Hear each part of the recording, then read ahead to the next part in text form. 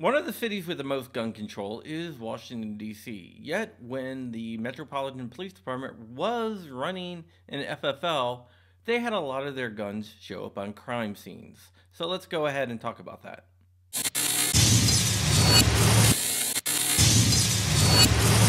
What's up, Wolverines? Welcome back to the channel. My name is John Crump. I'm an investigative journalist and I keep an eye on gun stuff, particularly 2A issues. This is my channel, John Crump News, where I discuss 2A every day. Go ahead, give me a like, comment, subscribe, hit that bell for all notifications, and with that, let's go ahead and talk about something that is not a good thing and has nothing to do with the story. On Monday, our friend, Budget Guns and Gear, lost his wife. She's been battling some medical conditions for a while now, and she was in the hospital with pneumonia. She was sent home, and she passed away on Monday. Budget's son found her. It's a really sad situation. They are having a hard time with the insurance company, and they are reaching out to try to raise money for funeral expenses for his wife.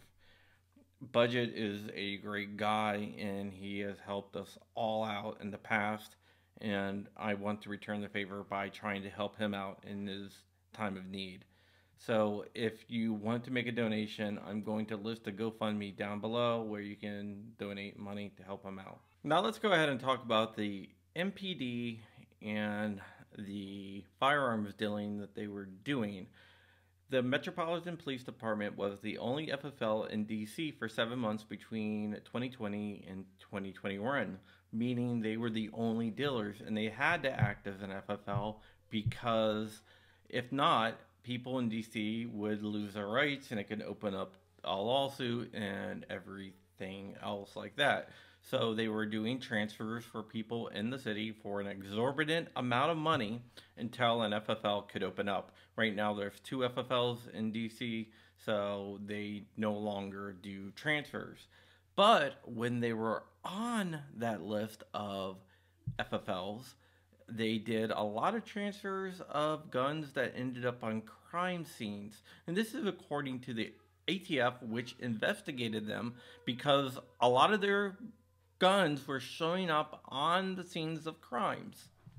The ATF actually has a program for problematic dealers, and the MPD was on that list. So according to Biden, maybe they were a rogue gun dealer. Now, do I think that they did anything wrong? Probably not. DC is a high crime area, so of course guns are going to fall into the hands of criminals because everything falls into the hands of criminals in DC.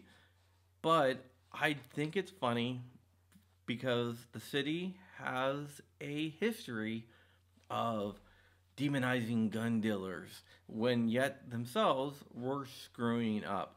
Mayor Marion Bowser actually sent letters to Virginia in the past stating that they are a cause of problems in DC because guns from the Commonwealth keep on finding their way into DC. Well, apparently more guns were coming from the MPD than Virginia. So, yeah, it's kind of funny. Right now, the system is not ran by MPD anymore.